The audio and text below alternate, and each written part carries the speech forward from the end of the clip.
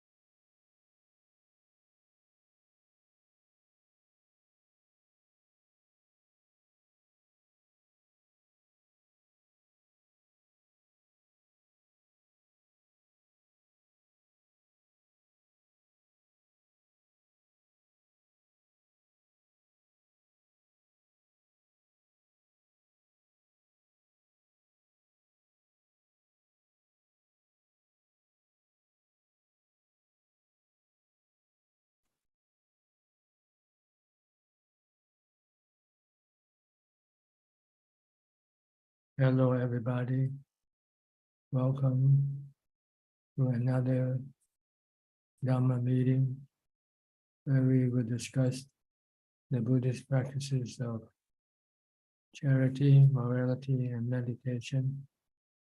Everyone who is interested is welcome to join. But if you expect to be in the room, you might have to come in fast. Because once the room is full, you might have to wait. So tonight we'll start with the same person every time, which is Felicia Chan. Felicia from Malaysia. Ajaan, my practice is good. I don't have question at the moment. Thank you, Ajaan. Okay, Jake Yamso from Penang. Ajaan, good evening. No questions. Yeah, it's nice to meet Ajaan again this week. Gok Singh from Singapore. Good evening, Prajan. No questions at the moment. Thank you. Titima from Bangkok. Namaskar ค่ะ อาจารย์ Don't have any question today ค่ะ Professor Ken from Switzerland. Good afternoon, Ajaan. I'm sorry, I also don't have any questions. It's okay. No Just question practicing. is better than having question. Having Okay. question, then I have to answer. I have to work. No Okay. question, then it's good. No question, Don't feel bad. Ajaan. Okay, thank you. We can just come in and say hello and goodbye. Hello, Ajaan. Goodbye. Okay, Alvin, how about you from Malaysia? See you, Ajaan, and good evening. I haven't got any question. Thanks. Okay. Philip from Malaysia. Good evening, Ajaan. Glad to be here listening to you. I don't have any questions tonight. Okay. Go to Sao Paulo. Alfredo. Any questions? Hi, Bante. Good. How are you? I'm fine, thanks. What can I do for you tonight? No, it's okay. Okay. You're pretty happy. Yes, a little. Mhm. Thinking a little. No It's dukkha. more not thinking, Bante. It's more Yeah. practicate. Mhm. No dukkha. More better, né? Any dukkha? Oh, yes, né? Still do, huh? Still have dukkha. Yeah, yes. Why? Why did you have dukkha? Ah,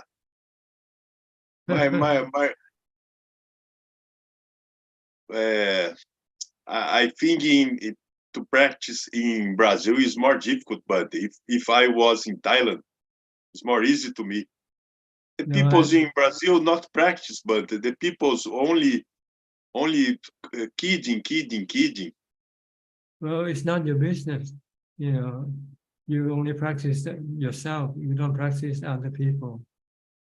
So Yes. if other people don't practice, it doesn't matter as long as you practice. The problem is you want to be like them. So you find it difficult to practice. Yes. If you come to Thailand, it will be the same story. Not everybody here in Thailand practice. Everybody Yes. now is everybody is the same everywhere. Everybody going after money, going after monetary happiness. No one go after spiritual happiness. Very few. Yes. So you have to you shouldn't look at other people. Look at yourself and keep pushing yourself to do the practice, regardless of what other people may do or not do. Yes. Okay? Stay in your Okay, room. but So, stay in your room so you don't see people. Then you can practice all you want. what? Stay in your room, practice in your room. Don't go outside the house. Yes. Okay? My Sakayajiti is more better. Better. Not a Okay. lot, not a lot. Just telling yourself your body is not you, that's all. If Yes. remind yourself, my body is not me. I cannot control my body. I cannot prevent my body from getting old, getting sick, or die. So let the body Yes. be. Okay? Okay, Bante. All right. Good luck to you. Good. Sheila from Peru.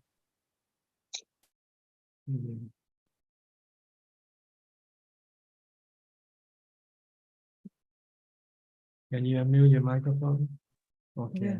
Can you hear me there? Yes, good. Okay. Good evening, Ajaan. I do have a question. I heard the other day a venerable saying that one should let go of those things that make you suffer, that bring you suffering. But what about those things that, for example, in my case, these small desires that are there lingering there, but they actually are not bringing a lot of suffering now. And of course, there's a potential that they will bring suffer sometime, but not now. So should we try to let go of these lingering desires also? And if yes, how, no? You shouldn't have any desire for anything at all. Because when you have desire, your mind is not peaceful already, not calm. Even the things that you desire for hasn't yet give you any suffering, but your mind is already suffering, having this desire coming up anytime. So But you it's should stop all difficult. desire. You need to meditate to calm your mind from all desire. Yeah, that's true. Yeah, my Yeah. meditation and my mindfulness hasn't been going great lately. Yeah. Your mindfulness is not strong enough to stop all your desire yet. But don't be discouraged. Just keep trying, keep practicing. In order to get rid of all desire, you have to be fully enlightened. Yeah. So just That's try a to get long rid of way. the ones that you can stop. The ones you cannot stop, then leave it alone for now. And Yeah, because sometimes there are these big things that bring a lot of suffering, like big aversions or big desires. So I think okay, this has to stop. This has to let go because you see and you feel the suffering. But yeah, it's more difficult when it's just things that are there. Yeah, they don't bring much suffering. They don't bring calm either. But sometimes they're a little bit enjoyable just to think about these things and fantasies. And you cannot act upon them, so they're just there. But yeah, so just to let go. Yeah, you need more mindfulness in order for you to let go. So if you notice that you enjoy something, you should recite the mantra, Bhutto, Bhutto, Bhutto, to stop your enjoyment. Because your enjoyment can turn into sadness when what you enjoy turn into something else. Yes, you're right. Okay, that's useful. Okay, thank you for the reminder, Ajaan. It was only that. Thank you very much. Just keep practicing mindfulness. Mindfulness is the very important key. to be able to stop your defilement, your desire. Thank you, Okay? Ajahn. All right. Aparachita from Dubai, and your brother. Yes, my brother is still here.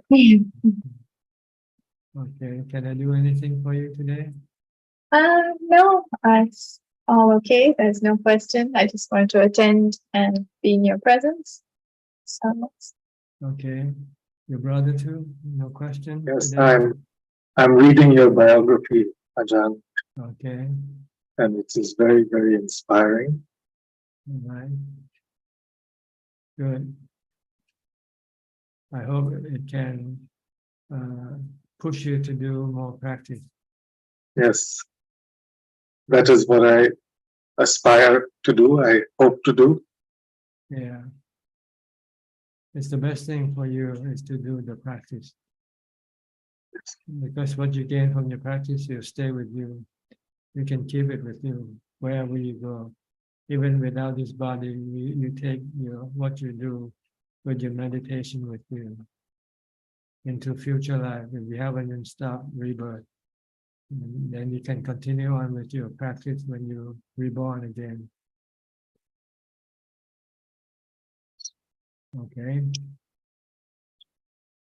You cannot take your wealth with you. You cannot take your possession with you.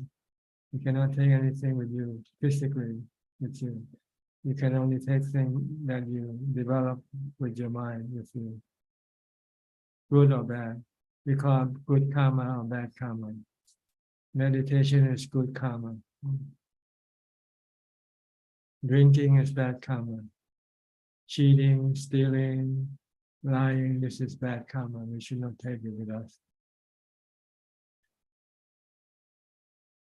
Okay. All right. I'll go to Nigel Chai. Nigel, where are you from? Singapore? Yes, Ajahn, can you hear me? Yes, perfectly. Okay, I've prepared 3 questions to ask Ajahn. And the first question is that sometimes sometimes I will be quite sometimes the feeling of sadness will spring up in my mind, in the area of my chest, and it happens suddenly from time to time. And like a few days ago, the sadness become lingering, and I cannot stop it by whatever ways, including I chant Buddha in my mind, and I observe it with a relatively neutral mind, but the sadness is still there. And I don't know, I also don't know why the sadness is there. It just spring up without a reason. So could Ajahn inspire me how to solve this sadness? Well, if you cannot stop the sadness, then you have to accept it for what it is. Like you accept the weather. You cannot stop the rain from raining when it rains. But if you can stop, then you should stop. But if you don't know the technique, then you just have to accept it for now. Now that you cannot do anything about it, just let it be, let it come and go. Eventually it will disappear.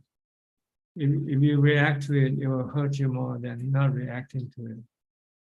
Don't react. Don't try to get rid of it. If you cannot get rid of it, let it stay. Then you won't be creating any stress in your mind. But sometimes I find this sadness very disturbing.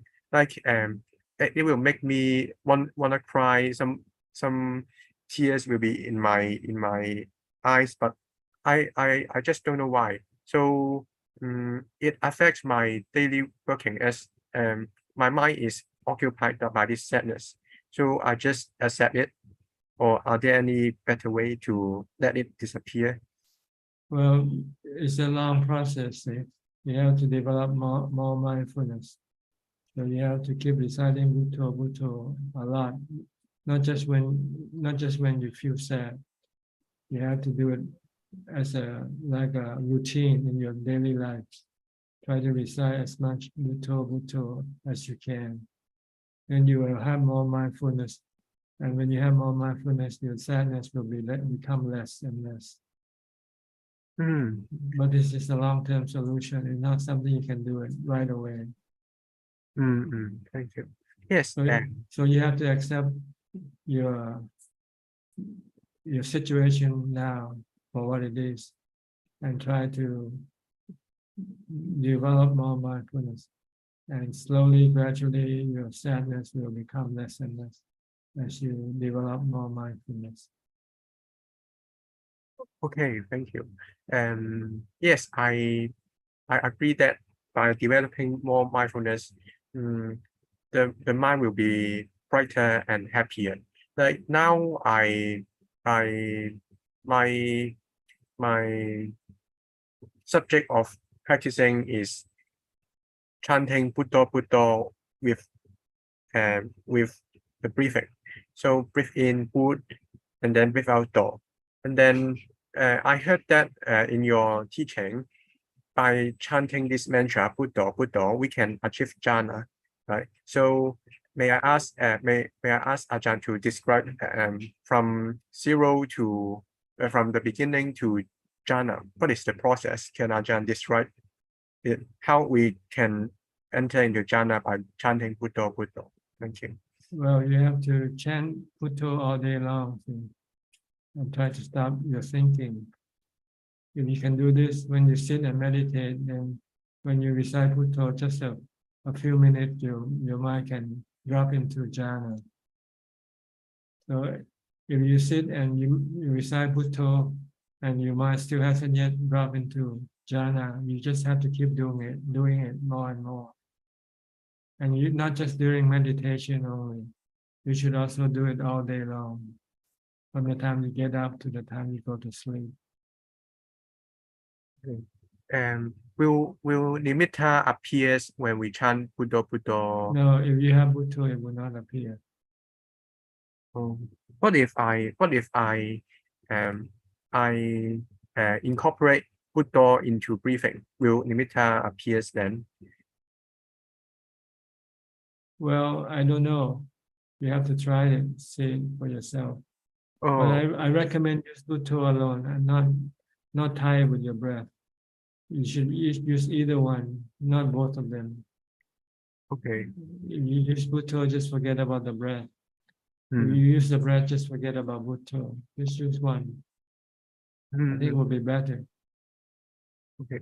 So if I chant Bhutto and it's time to go into jhana, so suddenly I will experience the bliss of jhana, right? Suddenly. That's just right. Yeah. With Bhutto, when you enter jhana, it's like dropping from a high place. Jumping from the high place. Okay. Dropping, like falling from a high place. And then the mind becomes still, completely still. And all you have there is just knowing and equanimity or ubeka and peace and happiness. But you must not speculate this when you meditate. Just focus on your Bhutto. Don't worry about when it's going to happen. Let it happen when it happens. You're supposed just to be doing Bhutto only, or watching your breath only. Sometimes I can be very calm by practicing Bhutto.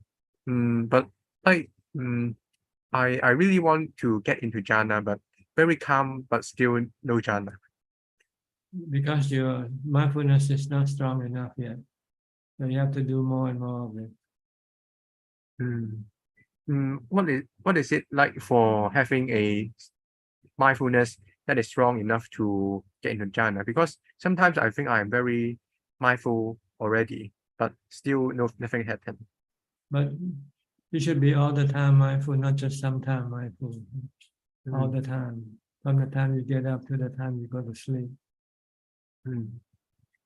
May I ask, Um,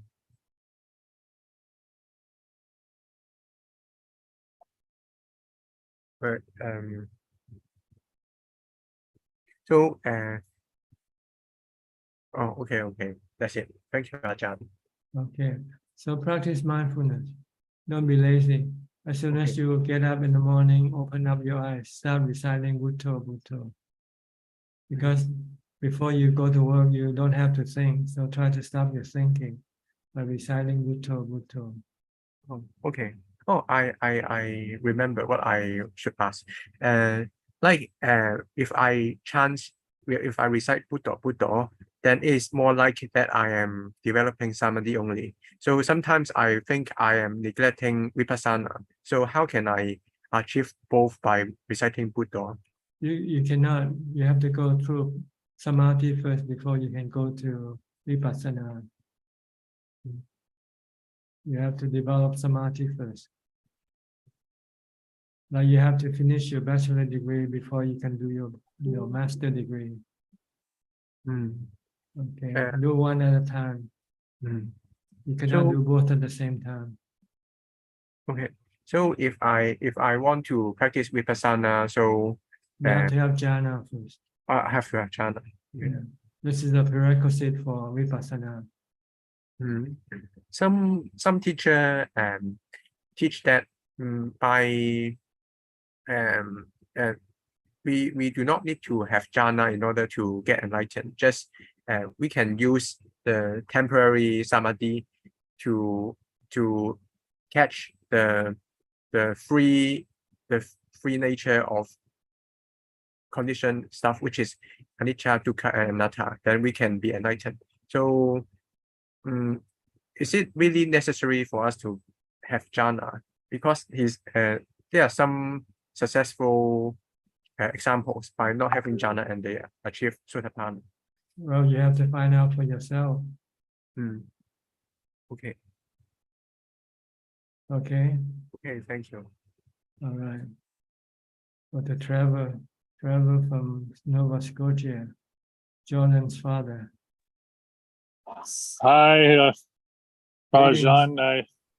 Sorry I was a bit late again this morning. It's okay. It's a beautiful day here, and the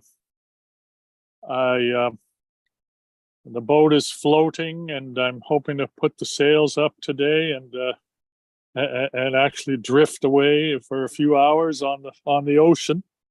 Okay. But I go to I had trouble in my past with alcohol, and I've been going to meetings for many years, on and off for AA, and I was noticing some of the similarities between the teachings of those the Buddhist teaching and the AA. I'm trying to find similarities. Yes. I mean, they're very different, but they are the same actually. They are craving for alcohol. Yes, well, that's a key similarity, but one of the ways they use to deal with it is to say a prayer in the morning, and it's a simple prayer that says, "God, grant me the serenity to accept the things I cannot change the things that the courage to change the things I can, and the wisdom to know the difference." And I'm trying to see the similarities in that in the Buddhist teachings, because we have to accept the things we cannot change. We're seeking serenity, but it's and we have to have the courage to change the things we can, and that, to my mind, that means the courage to sit down and let go and meditate and to let go and to be mindful, and the wisdom will follow the wisdom. We're seeking the wisdom to know the difference between the things we can change and the things we can't. But anyway, I'm sure it doesn't align with the Buddha's teaching exactly, but I thought it was interesting. We're trying to get rid of self-will in the AA as well, which you're trying to, which is a way of sort of acknowledging the self is the source of our troubles. The selfishness and the self, the taking control of your actions, and rather than letting some other more intelligent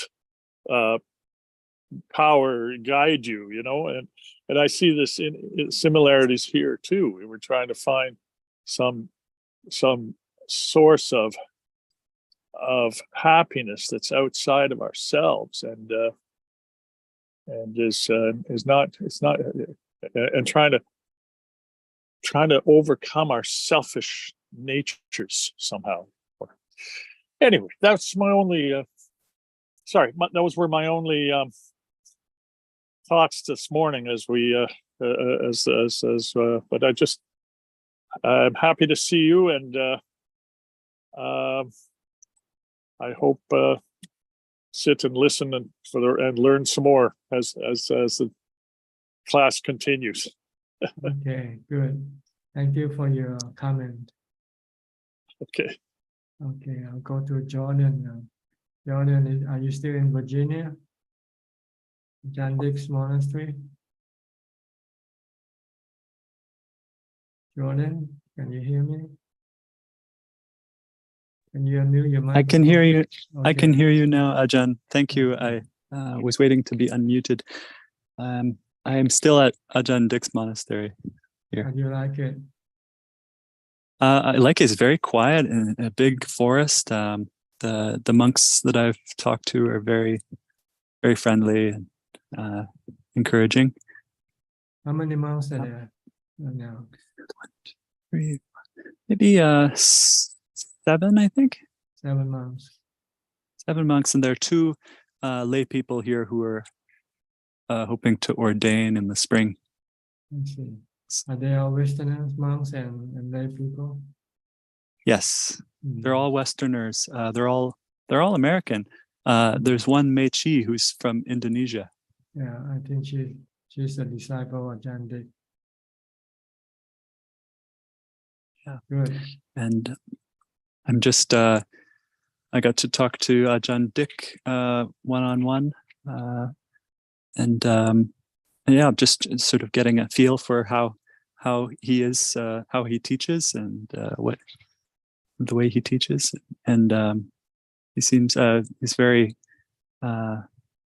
very well regarded by by the monks here, and you can't hear a lot about him because he doesn't have a lot of Dharma talks on the internet or anything like that, but I think he's a very good teacher. Yeah.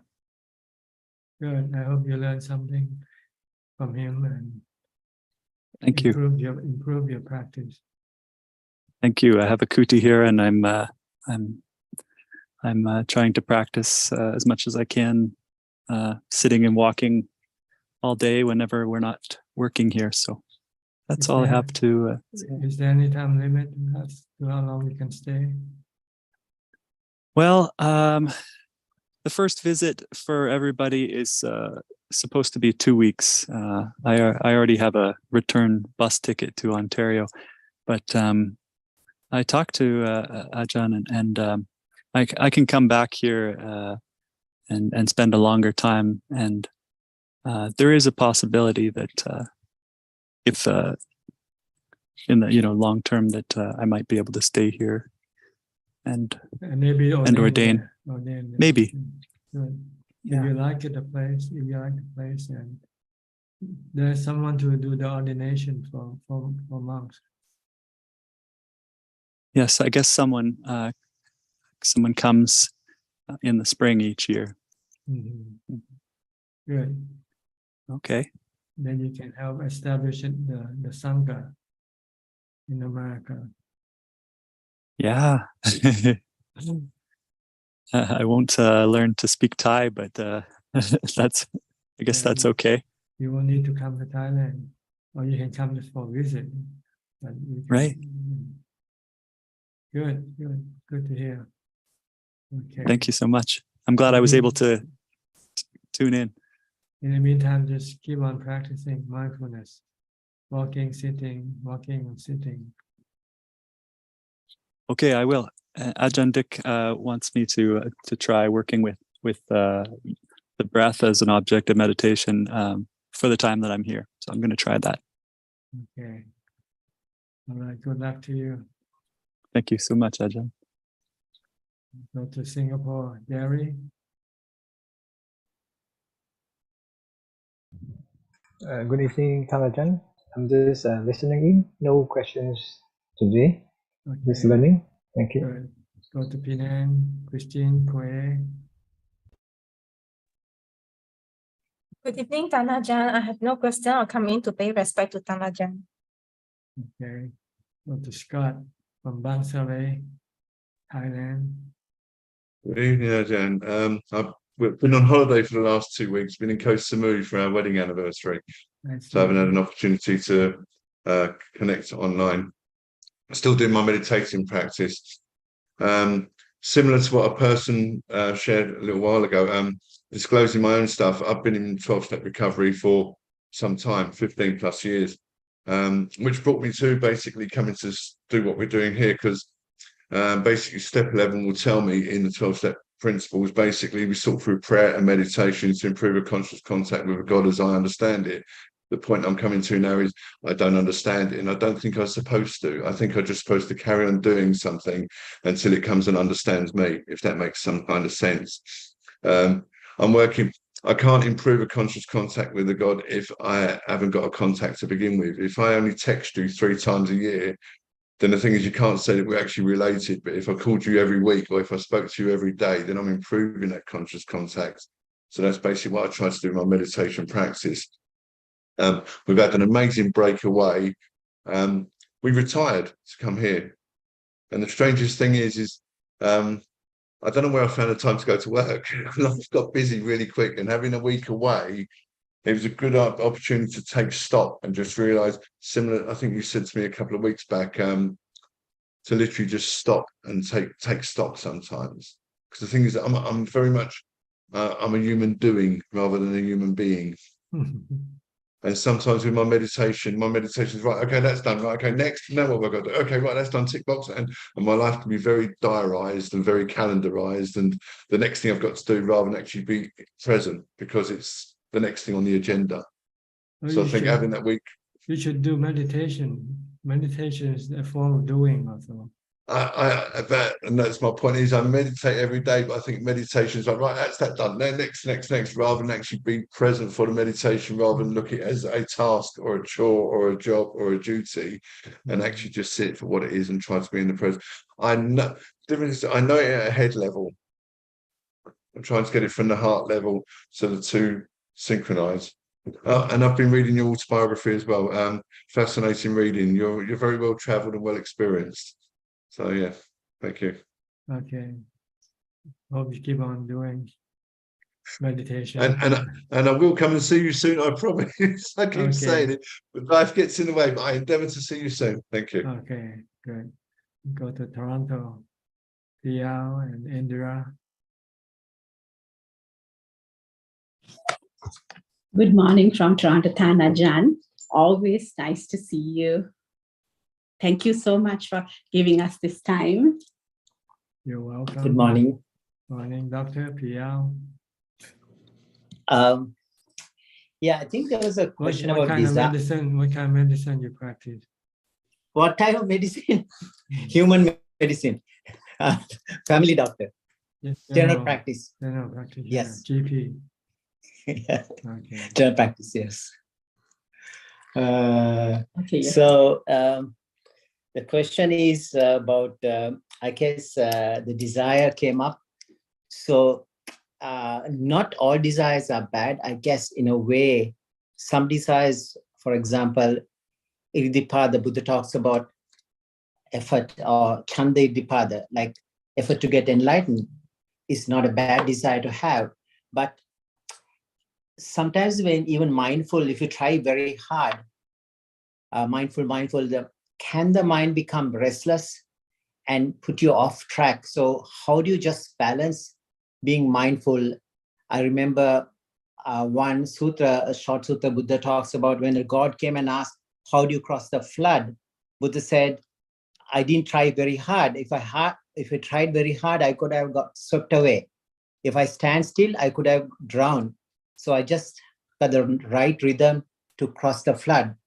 So how do you find your right rhythm? I think by experience, trial and error, your own level of mindfulness, which works for you. See, you have to look at your mind.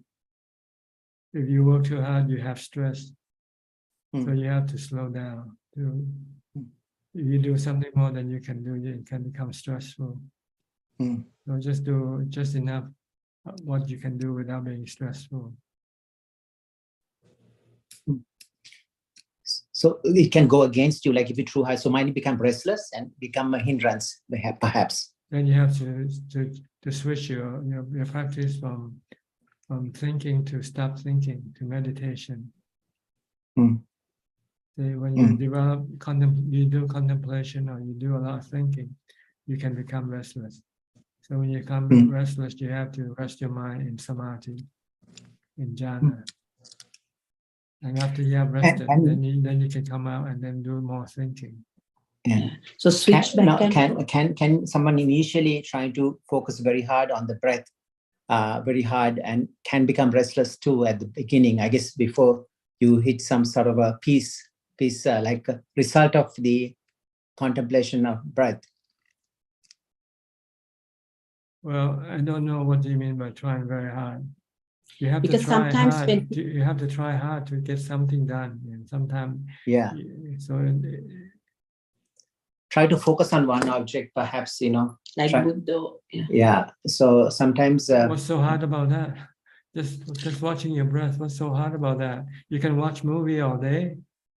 Because the mind runs all over the place. So you try very hard. Yeah, true. I agree. I think when you sit, when you always want something, that again becomes a desire. Sometimes you sit, you relax, and you're happy and content. Like it comes to you, I think, like than always being driving to get something. See, when you meditate and you want to succeed, but if you don't have the capability, you will not succeed. Exactly. If you don't have enough mindfulness. So you have to go back to the basic. You have to go back and start doing more mindfulness first. Absolutely. So daily mindfulness activities is conducive for that. Like whatever you do, try to be mindful. That's right. Before you're sitting meditation, breath meditation, because if you try right away, breath meditation might be tough. That's right. If you don't have enough mindfulness, you cannot watch your breath.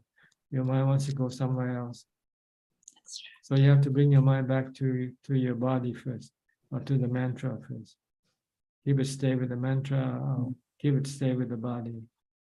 Then if you can keep it stay with the body and the mantra, then when you meditate, then it will stay with the breath. That's right. So you need to go kindergarten, grade 1, grade 2 before going to university. Yes, you have to start with the ABC first. Thank you so much. Okay. Don't try to start reading or writing when you cannot even recite the alphabet. That's right. That's right. Yeah, it can be very stressful. Okay, this is what this is the problem with most people. They want to meditate right away. Yeah, but they don't have the tools to do it with. Yeah, I think Dana Sila, I think that part should come in the picture before Bhavana comes in. That's more peripheral, but it is helpful to practice charity and morality first. Yes. But the important thing in meditation is mindfulness. That's right. Yeah, I think so even if you have morality and charity, if you don't have mindfulness, you won't be able to do any meditation. So try to practice meditation, mindfulness first. Try to learn your ABC. ABC first. Yeah. recite your alphabet and learn how to spell them. I'm struggling with that too right now. Don't start writing and reading. This is for college. He reads a 101. lot. Reading and writing 101. Reading and writing. Ajaan, I always tell him what he does is he reads so much sutras, so much reading. So he tries to fit everything into his practice.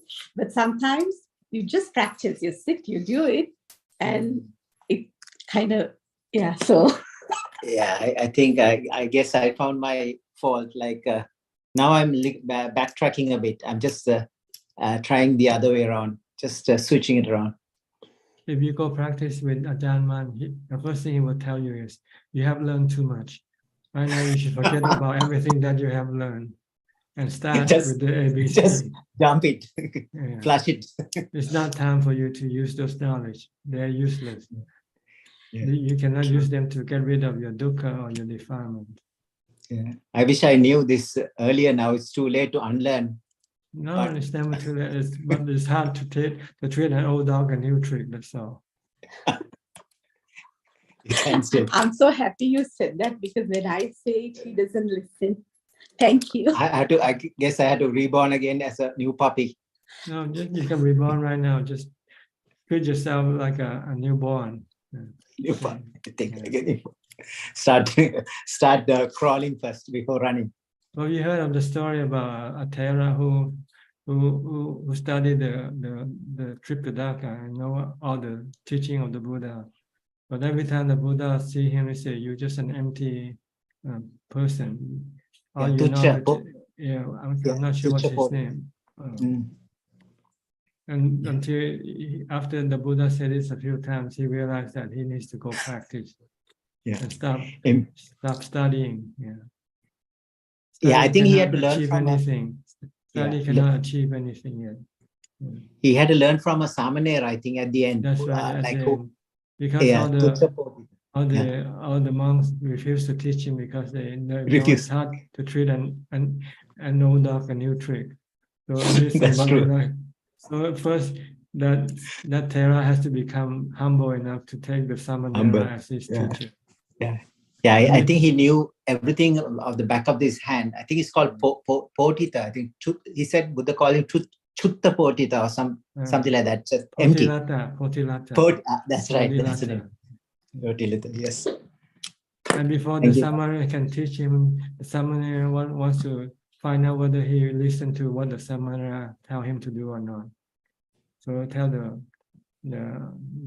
Thera to do all sort of menial labor for him until he find out, okay, he's humble enough. Less time to teach. And he's ready to take the order from the Samanera. Then the Samanera teach him. I think he asked him to go dip in the pool in front, like a pond or something. He'd come back, go. To pick something up for him. And when he went himself, and the Samanera said, "Oh no, I don't want it anymore. I changed my mind. Just want to test whether he's angry or not." So, that's a good story. This is usually what happens when you go to a meditation master. This is how they would treat you like dirt, treat you like servant, and to see whether you can take it or not. I think there's a famous Zen. A lot of people know about who went to pour the tea. When they start pouring the tea, the cup is already full, so it's overfilling. So he asks, "Why are you pouring? Your cup is too full, so you have to empty the cup first." That's right. You have to empty your old tea, and then you can get the new tea into the cup. So like you have to empty all your knowledge right now. Forget all what you have learned, and start with Bhutto. Start with Bhutto. I wish there was a delete button. Maybe I'll find the delete, like the computer crash. Restart your phone. Restart.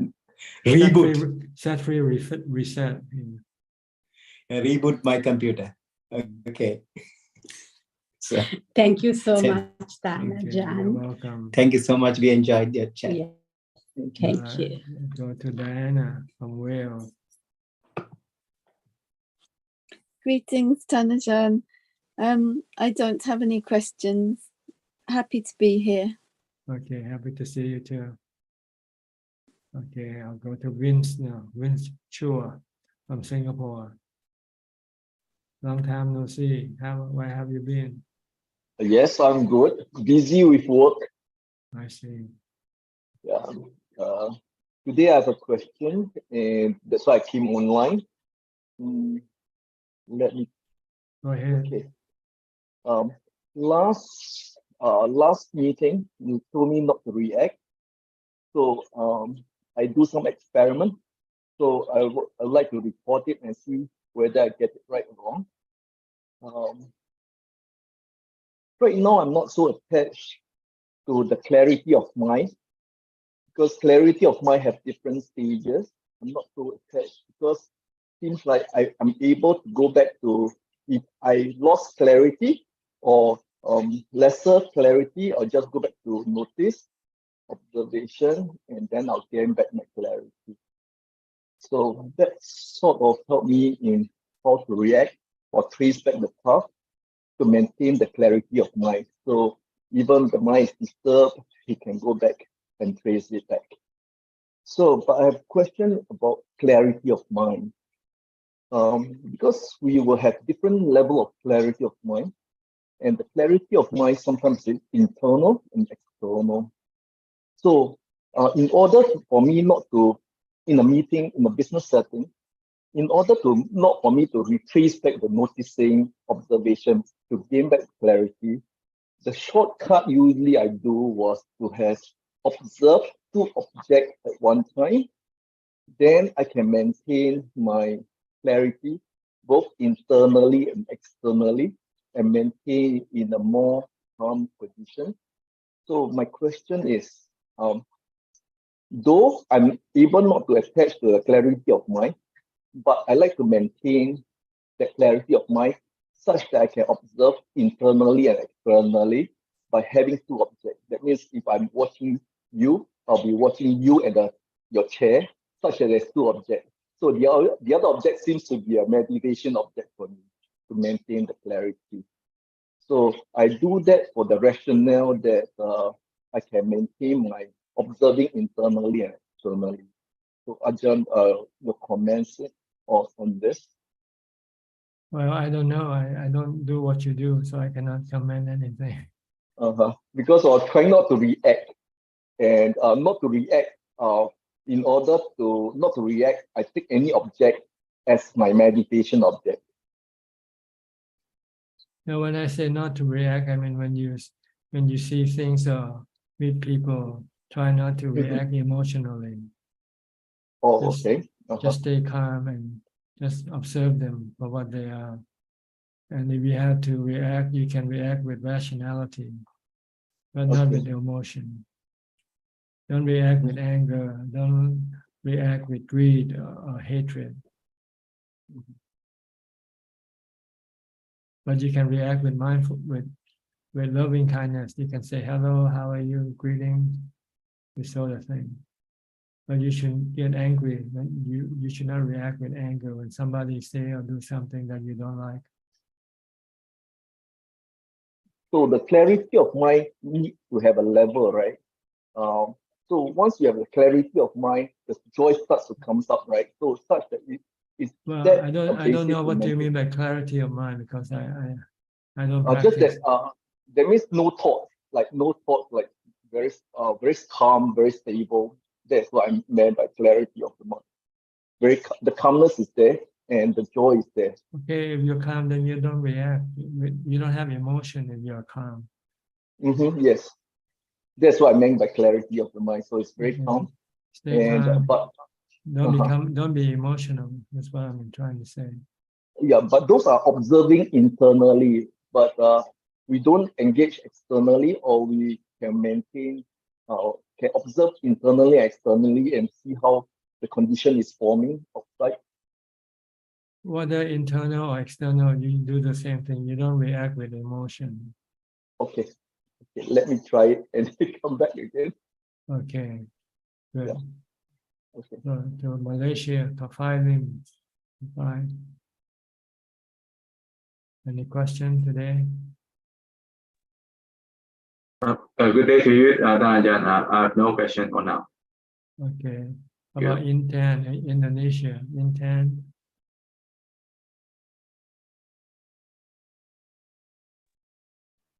Good evening, Lumpo. I don't have question, Lumpo. Okay, go to New Zealand. Ramya and Anura. Good evening, Ajaan. We Quite late for joined you late. now. Quite late Yeah, for we you. joined late. Alarm 2 didn't o'clock. work, so yeah, it's about 49. 10 minutes to 3 o'clock. Yeah. Mm. So I don't have a question, Ajaan. So happy to listen in. Yeah. Okay. What I about can't you? think of a question right now. Okay. Ramya? Yeah, happy to listen, Ajaan. Okay. Thank you. Yeah. So go to questions sent in through email and Facebook. Do we have any questions tonight? Namaskar, Kai. Yes, Kai, we have 10 questions from email and then 1 question from Facebook. The first question is from Malik from Australia. Why is it so hard to give up ownership of severe pain? I don't know. It differs from people to people, I guess. Some people don't find it hard, some people find it easy. So it's up to each individual. So I cannot give you an answer on this. The next question is, could focusing on metta get your mind away from the pain or any other physical unpleasant sedation temporarily? You have to, if you want to use metta, you have to use it like a mantra. Keep reciting metta, metta, metta. Like you recite Bhutto, Bhutto. If you can do this, you can stop the mind from reacting to things and we can become calm. And then things will not hurt your mind. The next 3 questions are from Lisan from Singapore. How far should we attempt and make efforts to live and survive when one day we are sick until unable to fulfill the 4 requisites of life? It's up to you. You have to decide for yourself. Like buying a car. You want to buy electric car or you want to buy diesel, or you want to buy gasoline. Now this is a choice you have to make yourself. The next question is, should a person try to survive or live longer? For instance, if in deep sickness, should a person get medical treatment by spending all money or even borrow? Same answer. You have to decide for yourself. The next question, how should we respond to a family member whom we love, but who thinks that he or she has lived long enough in this world and reluctant to get cured when sick? Just leave them alone. Let them do whatever they want to do. The next 5 questions are from Samanji from Sri Lanka. The first question is, a Sotapanna person has got rid of the 3 feathers, the wrong view of the body, of himself or herself, the doubt in the Buddha, Dhamma, and the Sangha, and clinging to rites and rituals, no attachment to rites and rituals. What practices should a Buddhist follow in order to be free of these 3 feathers? For example, should simply reading the Tipitaka, listening to Buddhist Dhamma discourses on a regular basis, and following the 5 precepts help you overcome these 3 feathers? Or is it necessary to learn under a Buddhist meditation guru, Buddhist teacher, in order to acquire a Sotapanna status? You have to practice the sila, keeping the precept, and then you have to meditate to get to jhana. Then you have to study the nature of the body to see that it is anicca, dukkha, anatta. Then you can become a Sotapanna. If you can do it on your own, you don't need a teacher. But if you cannot do it on your own, then you have to go study with a teacher. The next question, can a Sotapanna person have a strong affection for his or her own body? No more attachment to the body. As far as living is concerned, living of the aging, sickness, and death. But he still have affection for for sexual purposes. He can still want to have somebody to participate in the sexual act. The next question, can a Sotapanna person still be afraid of death or physical ailments? No, he is ready to let the body be old, be sick, and die. The next question, how can we apply the Buddha's teaching to reduce our excessive anger and restlessness? Well, you have to practice mindfulness. I mean, you practice mindfulness, you can reduce your defilement, your love, your greed, hate, and delusion. So try to practice mindfulness a lot by reciting the mantra Bhutto Bhutto as much as possible throughout the day. The last question from Samanji, could you please explain how Buddhist teachings and meditation practices can be used to treat depression? Yes, meditation is a way of treating depression. Depression is the mental illness that comes from disappointment, not getting what one wants to get, then one becomes depressed. So when you meditate, you stop your desire to get things. So when you stop your desire to get things, your mind becomes peaceful and calm and happy. So you can use meditation to stop your depression. And the last question is from Facebook, from Lee Tekhwa. Hi, Ajaan. It has been 2 weeks since my mother passed away. Thanks for your valuable advice last week. Today, I'd like to ask Ajaan whether I should be sharing merits with my mother by doing lots of dana during this initial period of her passing away. May I have your advice, please, Ajaan? Thanks. Well, it doesn't hurt to make merit and share merit with whoever you want to, because you both will have merit. You yourself, the one who make the merit, you will have the majority of your merit, and a small portion of this you can share with the departed people. So it's good for both of you, so that when you die, you might not have to wait for people to send you the merit, because you would have enough merit to go on your own without having to rely on other people to help you. That is all, Ka. Okay. All right. Do we have any newcomer? Let me check. Oh yes, 3 and check. Hi, 3 and check. Toronto.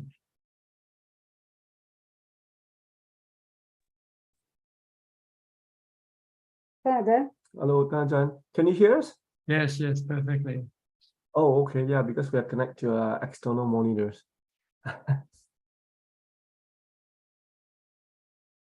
Do you have any comment or any question? Hey, Ajaan, like for someone who has depression or is depressed, so you are saying by training or improving their mindfulness, so eventually they will get better. So means like they go to meditate, and then when they come out, the depression will come back again, and then they have to go meditate again. And then is that how people should do it? Well, see, there are 2 levels of meditation. The first level we call meditation for jhana. This will not get rid of your dukkha or your defilement permanently. So when you don't meditate, your defilement can come back up, your dukkha can come back up. So if you want to get rid of your dukkha permanently, you have to go to the next level, which is vipassana or wisdom. Oh. But you first have to go through the first level first. Once you have the first level, then you can go up to the second level to get rid of your defilement permanently.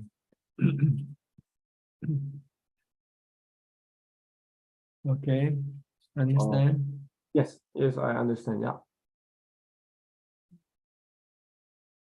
First start with the bachelor degree before you go with your master degree. Yes. Okay. And your bachelor degree first. Then you can go on with your master or PhD. Yeah. Yeah, that's right. My question is like, like someone who has depression, is very hard to develop mindfulness, and therefore it's hard to meditate. That's because they don't want to learn. They don't want to learn mindfulness. They don't want to practice mindfulness. They want to get meditation result right away, like just like pressing on the switch and then the light comes on. They don't want to go buy light bulbs and install the light bulb first.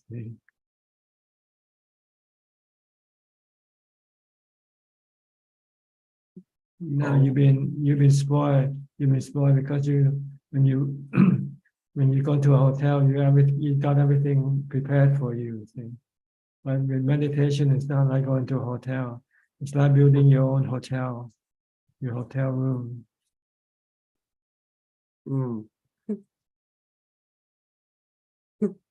Okay, so you have to start with mindfulness. Start with charity. Start with morality, and then you will have the time to go do your mindfulness practice. Oh, okay, yes. People nowadays just want to read. When they read about jhana, they want to start right away. I'm going to sit down, close my eye, and get into jhana. And all the time they just keep sitting there thinking about everything else, and not concentrating on the meditation object. Because they cannot concentrate, because they haven't trained their mind to concentrate.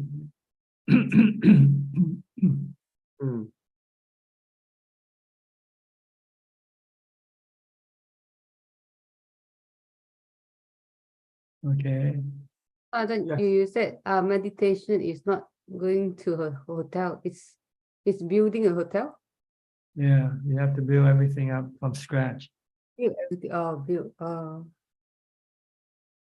So you just don't sit, close your eyes and say jhana, come jhana. So you have to do a lot of work, like you have to do a lot of work. Yeah, you have to keep the precept, the 8 precept. You have to go live alone in the forest, and then you can have the time to develop mindfulness effectively, and sit in meditation and get into jhana. If you don't have these steps, you won't be able to get into jhana.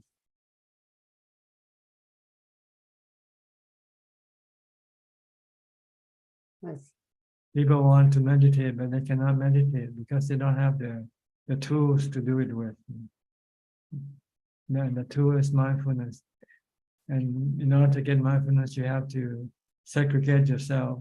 You have to live alone and not doing any other work, but just mindfulness only, all day long. The whole time you should devote to the development of mindfulness.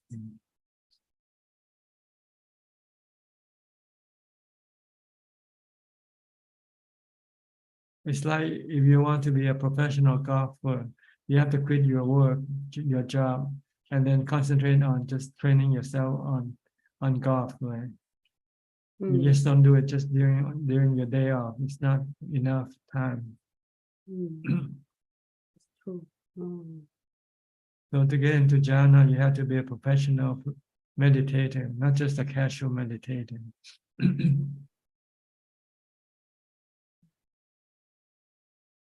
That's a very good point. Very good analogy. Okay, anything else? No. No, but Ajaan, before building mindfulness, you're saying we go back to Buddha's teaching, like doing dana, and then sila. Then The reason why you have to do dana is because you usually spend money to buy you happiness. You use money to buy you happiness. So you have to stop this method of buying happiness. So instead of buying happiness by going on a holiday or buying a new car, you give it away to charity. So then you don't rely on money to make you happy. then you would have the time to go and meditate. Oh, That's the purpose of charity, for you to stop using money as a means of making you happy. You should go meditate instead. So, but if you still have money, then you will not you'll find difficult not to use the money. So just as well give it away, so you don't have any money. And when you don't have any money, then you would have to rely on your meditation to keep you happy. That's the purpose of charity. oh, It's not to be poor, because when you become poor, then you don't have the money to go on holiday or buying things. Then you would have the time to go practice meditation. Look at the Buddha; he gave up all his wealth so he could become poor. So then he could have the time to meditate. See? If he lives in the palace, he would have to work to earn money.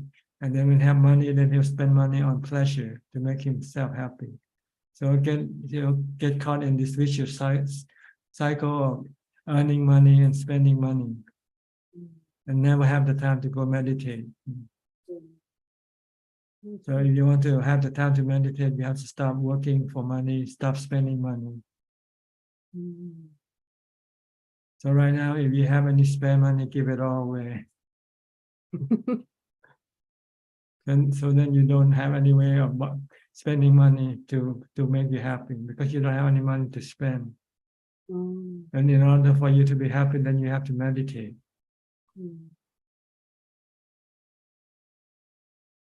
Okay. Do you still spend money on the accessory things, not on just the necessity things? Yeah. You should stop spending money like that. Just only spend on the essential, like food, clothing, medicine, and housing. Don't spend it on a new car, on a new phone, or on a new dress, on anything like that. Because if you spend money on this thing, then you have to go work to get more money, to spend more money. So you get caught in this vicious circle of working for money, and then when you have money, spend it on things to make you happy. And when you run out of money, you have to go work some more to get more money. So you will now have the time to go meditate. But that's not the purpose of charity, is to give up your reliance on money to make you happy. And rely on your meditation practice.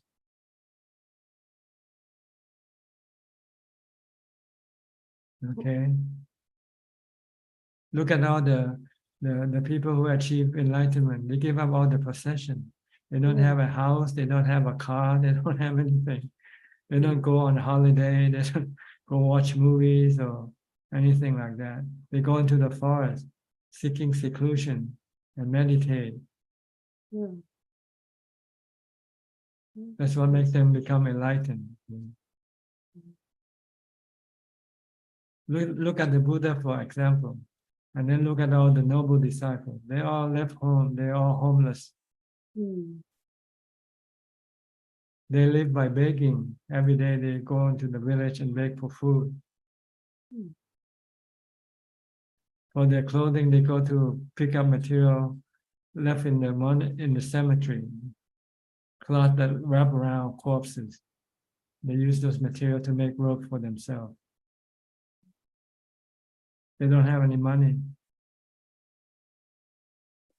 They don't have a house. They just live in the forest using branches and to make temporarily shelter, or stay in caves or outcrops. But they don't have to worry about going to work, earning money. Then they have all the time to do the meditation.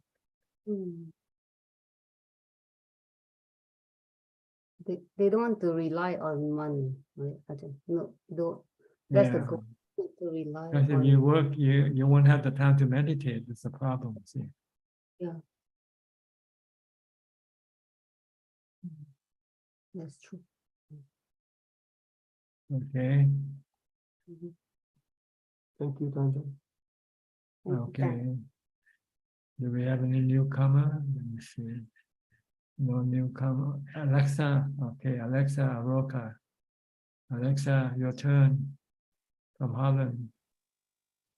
Sadhu, teacher. Sadhu, sadhu. Nice to see you, teacher. Good to see you too. Thank you very much.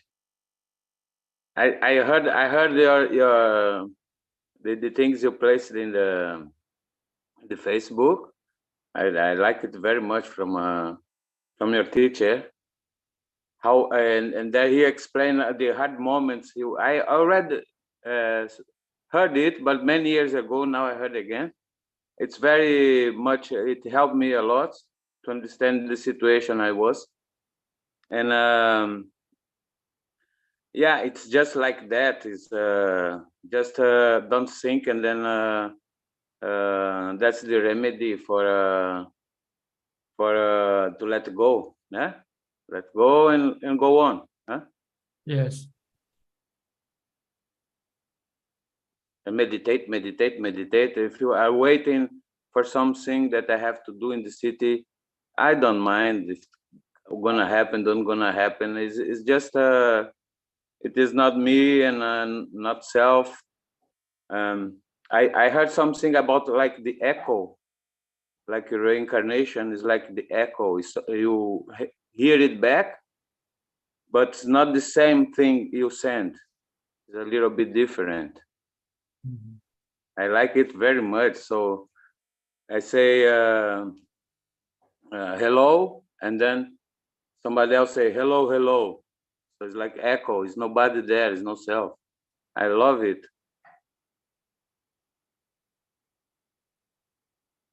Yeah, you should look at your body that way. Your body has no self.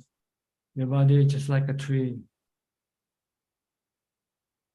Treat the body like a tree. One day it's gonna fall apart. Let it fall apart. And you cannot stop your body from falling apart.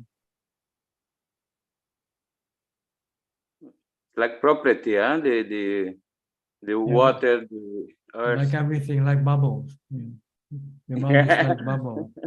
One day it will break up and it will disappear. If you die today, they can burn you tomorrow, and then day after tomorrow, there's no more body left of you. My activity in learning Dhamma and practicing Dhamma, that goes on, right? If your mind still hasn't yet reached the Nibbana, then you go on the next birth and continue on with your practice. Yeah, I dream it. I know that I construct the old dreams. I construct my reality, but in the dream, somebody said, "Yeah, if you go that way, you could do that, realize things in the world, you know, like success or fame or something." And then I thought, but I find something better than this, you know. And then I was with the Dhamma in my head. I take it as a message from myself to myself. To you are. You if you leave the body, you are in good hands. You are in the hands of Dhamma. It's correct to think like that. You're in the hand of your good or bad karma. It depends on what kind of karma you do. If you do bad karma, the bad karma will punish you. If you do good karma, the good karma will reward you. And it starts by thinking, right? No, well, yeah. When you think, you have to start thinking before you can do any karma. Yeah. You have to think, I want to kill somebody first before you can do that. Oh yeah, I know this one. It pop in the. Sometimes you say, okay, I don't want to know where it comes, where it come from, but I know that thinking. I'm thinking, and then I say, then it's gone. I focus in what I'm in the here and now. If you can stop thinking, then you can stop karma from doing karma. Yeah, one point focus all the time, and also observe the body, what he's doing, because it's just the elements, and I notice it, and I realize One thing is to know, another thing is to observe, right? It's the same word. I think it's mean the same thing. To know or to observe, to watch. Okay, no, because I merely know is different than to know, right? To observe. Well, to me, I think it's the same thing. To observe, to merely know, not to react, just merely know. If somebody Okay. say bad thing to you, just merely know and don't react to what you know, what you see. Okay. The goal is to use ubekha or equanimity with everything that you come into contact with. I find out very difficult to progress very deep in UPK in the city. So now I have again a boat to go to the lakes, and then I'm gonna do live in the boat, because I try to live in the bush here to go to the bush often, but it's too cold. The ground here is very humid. It's humid cold. It go through the clothes. So I didn't, but I plan not to live inside the boat, to go to the islands. They have lakes, and then out of the boat, close to the boat, then I will try to, but out of people, out of society, out of contact with human beings. Yeah, best to be alone is the best situation for practice, is to be alone. And I borrowed the money, so all my money is all. I don't have money anymore, because I get for a friend who support me. So then I don't need to think more about to buy things and things like that, because all my money is going this project. So I have to live very, very like a monk, to eat very. Don't buy more. Don't go to the to shops for other things. And yeah, I find a way to. Also, I started smoking when I left the monastery there in Thailand. Yeah. So the way I stop also smoking and things like that. So it's only goodness for me. Okay, good. I hope you keep it up with what you do, okay?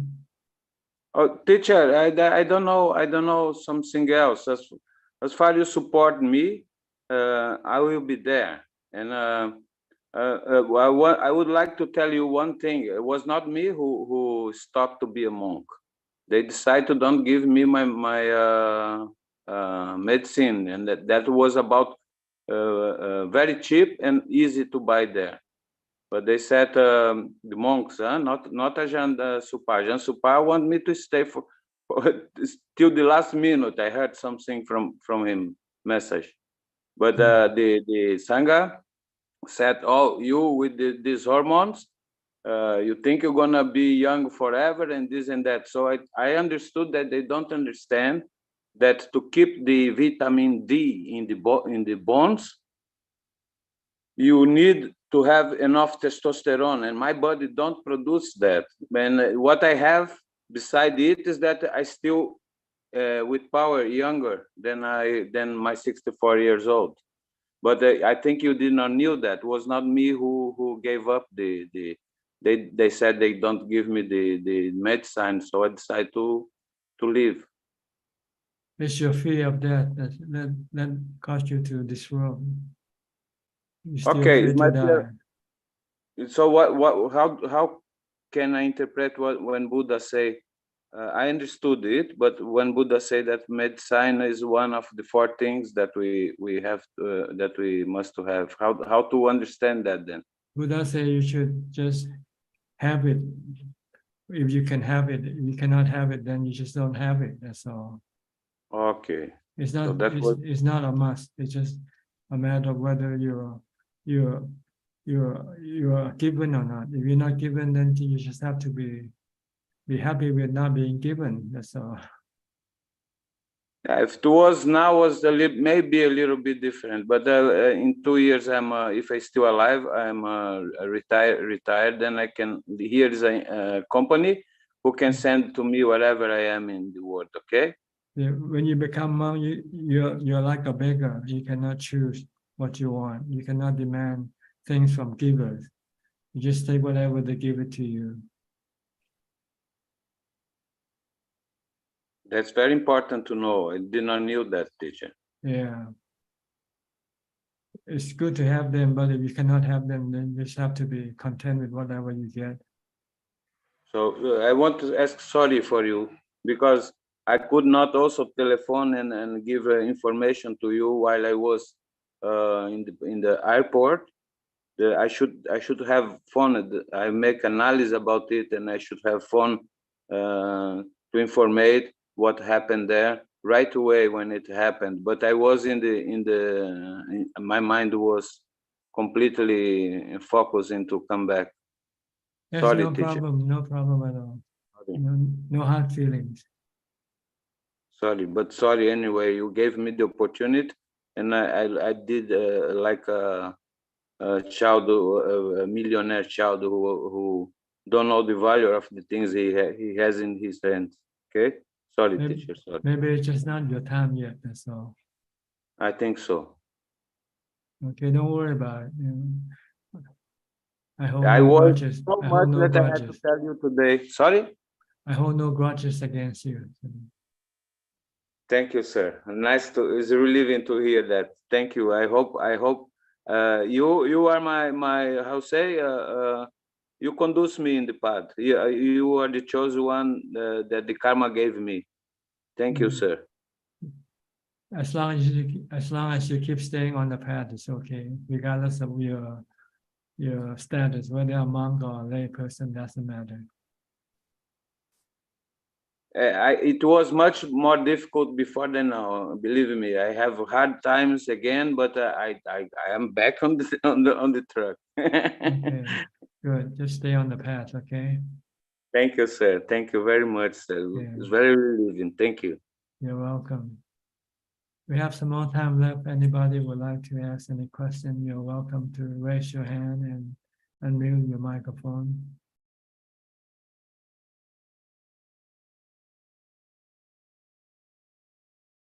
Nobody? Okay. Anybody? Nobody? Okay. Dr.V. So I think the question of Sakayaditi came for a question, and then you said just regard the first start with the body, like body, you get sick, you get old, you die. So regard the body as not yours. So I guess it also applies to the other aggregates as well. But the body you start with because it's the most apparent, easy to see. I guess the Buddha said it is like a lump of foam. I think that came also like a lot of bubbles put together. When you a person who is skillful examine the lump of foam or soap, you find nothing in there. It's empty. So maybe the body is the easiest part to tackle at the beginning for Sakayaditi, and then go on to the feelings. Feelings are a bit hard because those are inside in the mind. No, Feelings. it's from the body. When you get sick, you get painful feelings. So it's covers in the body. They work together, the five khandha. You deal with the body, you're automatically dealing with the other four nama khandhas. Okay. So they don't work separately, Nama Rupa work together. Yeah, so you need to as a team. Yeah, just as a whole. Just if you let go of the Rupa khandha, you let go of the other. You not letting go of the nama khandha yet, but at least you still have other work to do with the nama khandha. Like sexual desire is still in the nama khandha. That comes later. It's kind of a hard part to get rid of, I guess. Yes, but you still have to use the body as the starting point. Yeah, you used to contemplate on the super of the body. in order to be able to stop your sexual desire for the body. And your sexual desire is in from samkhara, right? From sankhara, from sanya. So that's probably why Kayanupassana put first, then Vedanupassana in the four foundations of mindfulness. Because Kayanupassana, the body contemplation comes first. Yes, you have to. The first five fetters deal with the body, and the last five fetters deals with the mind. Oh, that's interesting. Separately. So, for example, Sakayaditi say for a stream enterer, the first fetters are gone, but still has mana. Like it's, I think the Buddha said it's something like you wash a cloth with soap, it's clean, but there's a scent of soap still there hanging around. So the half of yourself is with the body. The other half is in the mind. So still hanging around a trace. You have to deal with it with the mind. You still think that you are who you are. I'm a doctor. I'm Dr. Kriya. That's perception. Your work mind. Those are my perceptions. But wrong perceptions. Yeah. Labels. Yeah. You just put a label. You just sanya sankhara. Yeah. Imagining things. Yeah. There's no truth in being a doctor or being somebody. Okay, I'm going to stop seeing patients now. Then you starve your body, but you don't starve your mind. Maybe it's good for you because you're overweight and you can reduce your weight. That's a good point. It can throw away the weight. Buddha said, "Oh hitabaro, it's not the weight of the body, I guess, weight of the mind." Yeah, parahave panjakanta. Yeah. Thank you. Okay. Do we have any question from Facebook or YouTube? Oh, we have Ramya Anura. Okay, go ahead. Yeah. Ajaan, yeah, sorry. So I just want to ask a question to clarify my thinking. So we grew up in a Buddhist country in Sri Lanka, and so we have so the people go to temple and especially with monks because they want one day when they die, the monks would perform the rituals to Panchakula, to share the merits when I die. So that's how people think. So I couldn't see any reference in Buddha's teaching that we Buddhists should follow this. We should do that.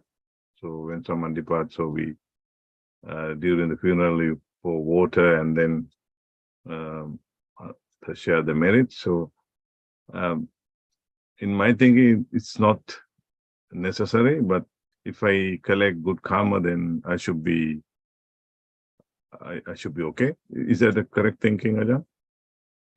Well, making merit is charity, dana. So this is good karma. You should do this, but you don't have to do it the way they set up for you to do, like going to monks and do some chanting for you or do whatever for you. You can just give dana to anybody, and you are earning good karma in the process. And this good karma will support your spiritual beings when you departed from this world. So you need to do good karma. You need to do charity, but you don't have to do it in the way they set up in the temple. That you only have to do it with the monks, for instance. That's not important. That's not necessary. You can do to a dog. You can do to a beggar. You can do to somebody who is in need of your help. You're earning merit by doing that already. But somehow so it's accumulated. Religion become a sort of like a ritual. People don't understand, so they just follow the ritual. The goal there is for people to do charity. That's all. But then they embellish it with some other information and unconnected to the work of charity.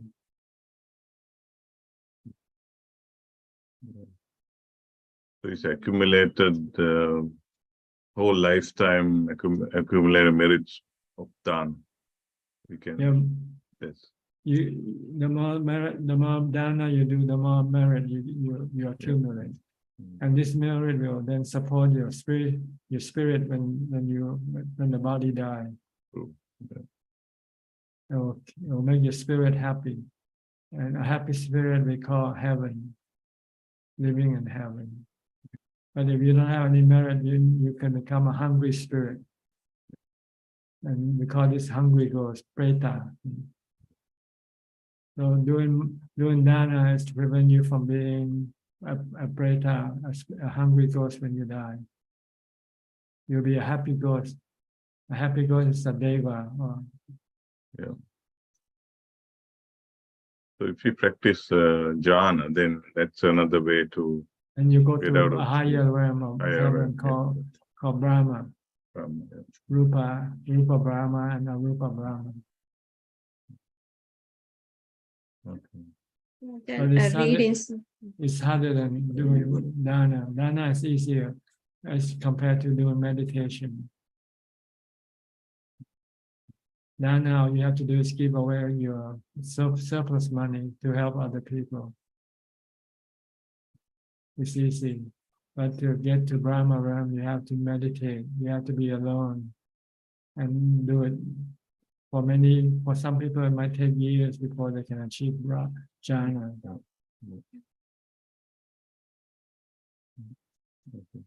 So for most lay people, usually dana is the best form of insurance for them after they die.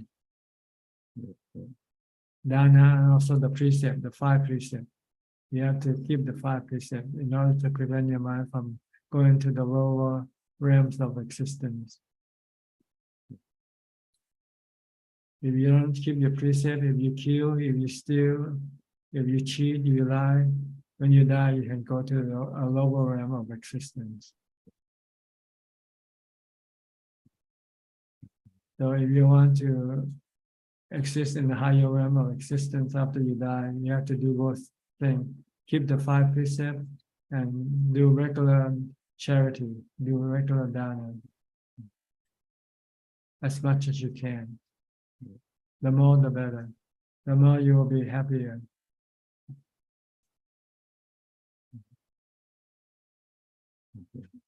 Thank you, Tanaja. So, Ajaan, listening to Dhamma talks, reading suttas also can make us happy. So does that come under kusala? Yes, it's a good karma. It gives you the first level of wisdom called Sutta Maya Panya. The wisdom derived